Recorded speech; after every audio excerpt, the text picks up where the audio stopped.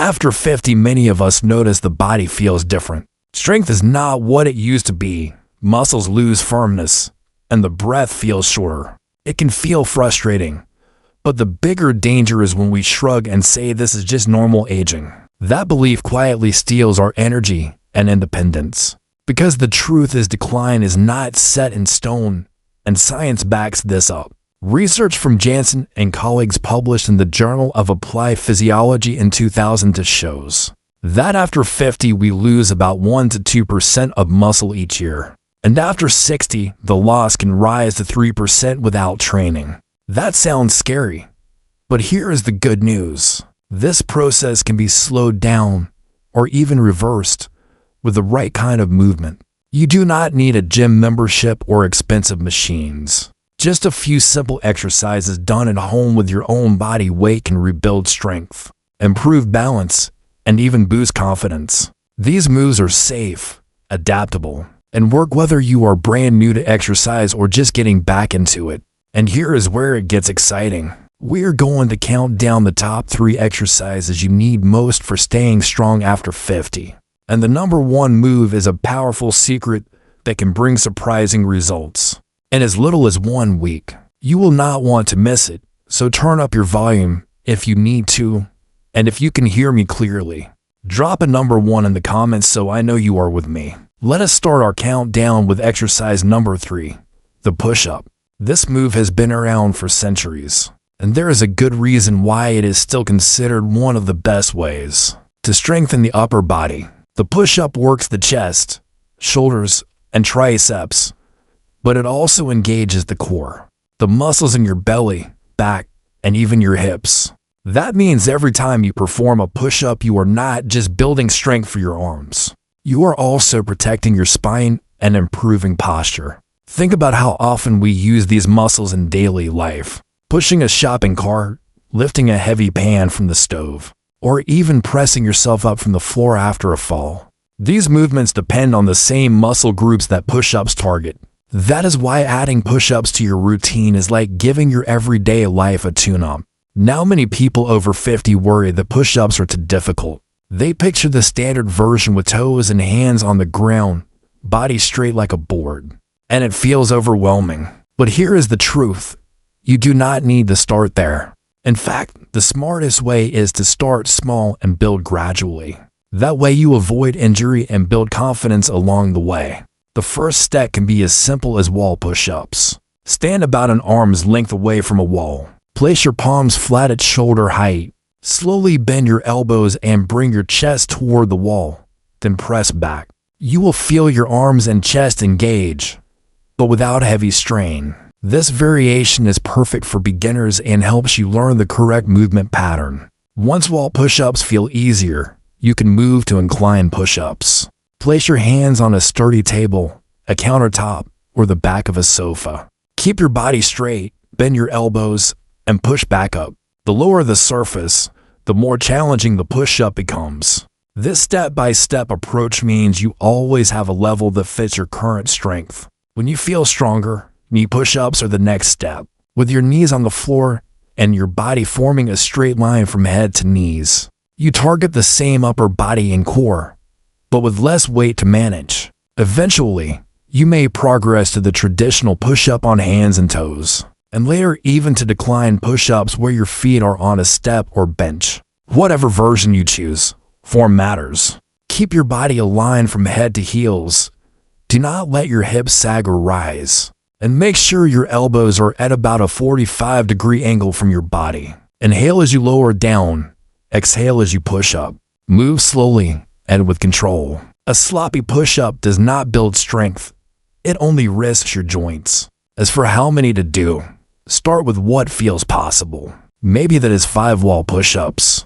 Maybe it is 10 knee push-ups. There is no shame in starting small. What matters is consistency. Rest 60 to 90 seconds between sets, longer if needed. With practice, those 5 reps will become 10, then 15, and before you know it, you will feel stronger than you expected. Here is something interesting. A study from the American College of Sports Medicine in 2019 showed that men who could perform more than 40 push-ups had a 96% lower risk of heart disease, compared with men who did fewer than 10. That does not mean you need to hit 40 push-ups today, but it proves that even a simple body weight exercise like this has a powerful impact on long-term health. If you have ever done push-ups, let me know in the comments. Write number 3 if you have tried them, or number 0 if this is your first time hearing about wall push-ups. I want to see where everyone is starting from. Now we move down the body to exercise number 2, the squat. The squat may be the single best measure of independence in daily life. Why? Because every time you stand up from a chair, sit down on the toilet, or bend to pick up something from the floor, you are essentially doing a squat. If you cannot squat, you begin to lose the ability to care for yourself. That is why squats are not just an exercise.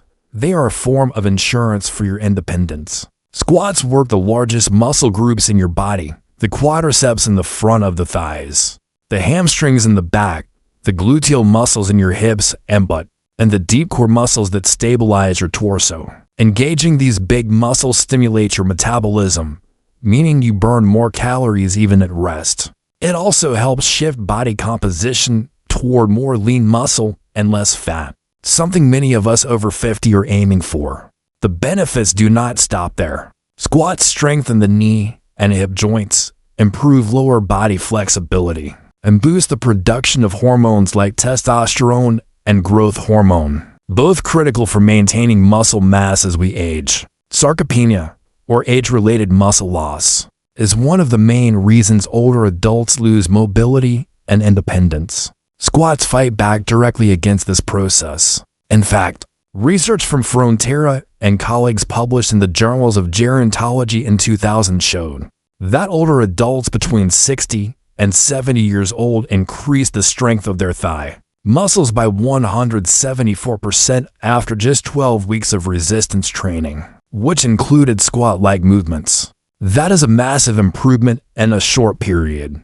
Another study from Yamada and colleagues in Japan in 2013 looked at over 1,300 Japanese adults over 65. They found that people who practice squats regularly had a 35% lower risk of losing independence in daily living tasks. That is the power of this simple movement. So how do you start? If you are new or have been inactive, begin with assisted squats. Stand in front of a sturdy chair or hold onto a countertop for support. Slowly bend your knees and hips, lower yourself a few inches, then rise back up. As your confidence grows, try body weight squats with no support. Later you can add light weights like a couple of water bottles or even books. To make it more challenging, pay attention to form. Place your feet shoulder width apart with toes pointing slightly outward. Imagine sitting back into a chair. Keep your chest lifted, eyes forward, and spine in its natural curve. Your knees should track over your toes, not collapse inward, and your heels should stay planted. If your heels rise, place a folded towel under them for temporary support while you work on ankle flexibility. Breathe deeply. Inhale as you go down, exhale as you stand up. This breathing pattern improves oxygen delivery and core stability. For beginners, aim for 2 to 3 sets of 10 to 15 reps, resting 90 to 180 seconds between sets. As your endurance builds, progress to 3 or 4 sets. Remember, quality of movement matters more than the number of reps. Squats can raise your heart rate too, so do not be surprised if you feel your pulse quicken after a set. That is actually a plus, since it strengthens your cardiovascular system as well. In everyday life, you will notice benefits quickly. Stairs feel easier, standing up from a low chair is less effort, and picking up things from the floor feels natural again. Before we move on, pause for a second, take a sip of water, and if you are staying hydrated, comment the word hydrated so I know you are taking care of yourself while learning. Now let us stop here for an important reminder. If you are finding this video helpful, hit the subscribe button right now. Staying connected means you will not miss upcoming videos on how to protect your back, improve your sleep, and live strong well into your 70s and 80s. Tap the bell icon too, so every new tip comes straight to you. If you already subscribed, comment the word done so I can celebrate you for committing to your health. And now we reach exercise number 1, the plank. This move is the secret weapon. While push-ups and squats train large muscle groups, the plank targets the core in a way that ties the entire body together. The core is not just about six-pack abs. It includes the deep tran. These muscles stabilize the spine, transfer force between the upper and lower body, and allow you to move safely in any direction. As we age, these deep core muscles often weaken. The result is lower back pain, poor balance, and even problems like urinary leakage. The plank is a powerful way to reverse this weakening. It teaches the body to resist movement, to hold the spine in a safe, neutral position, and to build lasting stability. A study by Bem and colleagues published in the Journal of Strength and Conditioning Research in 2010 showed that core training, including plank-style exercises, improved spinal stability by 36% after only 8 weeks in middle-aged adults. Another study from Nakamura in Japan in 2019 found that women over 60 improved their dynamic balance by 28% after just 6 weeks of regular plank training 3 times a week. That kind of result is life-changing. The basic plank is simple in description, but challenging in practice. Get into a position like the start of a push-up, but place your forearms on the floor instead of your hands. Elbows directly below shoulders, feet hip-width apart, body in a straight line from head to heels. Hold the position, keep breathing, and engage your core by gently drawing your belly button in toward your spine. For beginners, start with your knees on the ground to reduce the load, or perform a standing plank with forearms pressed against a wall. These versions allow you to learn proper form without straining. Common mistakes include letting the hips sag toward the floor or rise to high, shrugging the shoulders toward the ears, or holding your breath. Avoid these by keeping the spine in neutral alignment, relaxing the shoulders, and breathing steadily. Unlike push-ups or squats, the plank is not counted in reps but in time. Begin with 10 to 20 seconds for 3 sets, resting 45 to 75 seconds in between. Gradually build to 30, 45, or even 60 seconds per set. The progress may feel slow at first, but in just a week or 2 many people notice less back discomfort, better posture, and a steadier sense of balance. If you hear me clearly and feel ready to try plank, comment number 1 so I know you are set to begin today. Now let us put everything together into a simple weekly plan. This routine balances work and recovery, which is especially important after 50 since the body needs a bit more time to heal and adapt. On Monday, warm up with 5 minutes of light walking or gentle joint movements. Then do 3 sets of push-ups at your chosen variation, 3 sets of squats, and 2 sets of planks. Finish with easy stretches. On Tuesday, take an active recovery day. Go for a 20 to 30 minute walk at a moderate pace or do some light stretching. Remember, recovery is just as important as training. On Wednesday, warm up again, then start with squats, move to planks, and finish with push-ups. Increase the reps slightly from Monday. End with stretches. On Thursday, another active recovery day. Think gentle yoga, walking, or mobility work.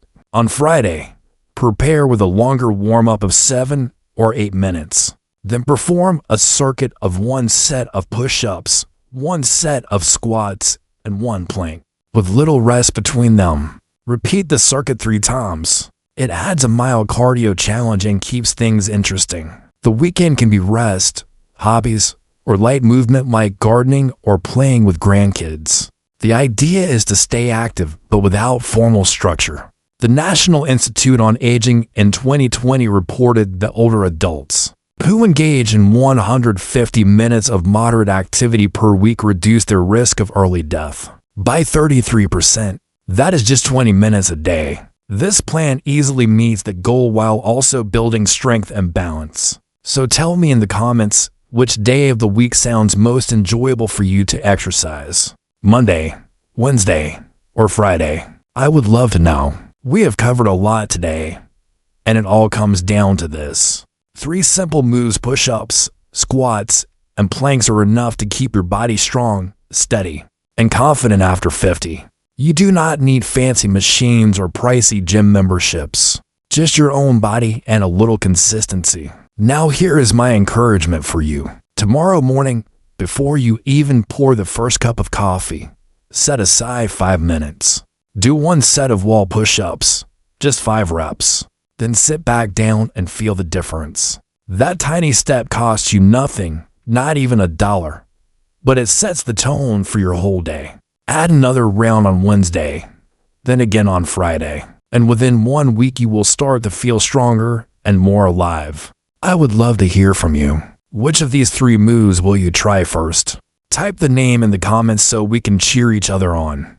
If this video gave you a boost, hit like and share it with a friend or family member over 60 who might need the same push. And do not forget to subscribe, because in our next video we are diving into isometric exercises that protect your back and build deep strength without heavy lifting. You deserve to feel capable and full of energy. Keep showing up, keep moving forward, and remember, consistency beats perfection. Talk to your doctor if you have health conditions or joint pain before starting something new. Until next time, stay strong, my friend, and may you always feel supported on this journey.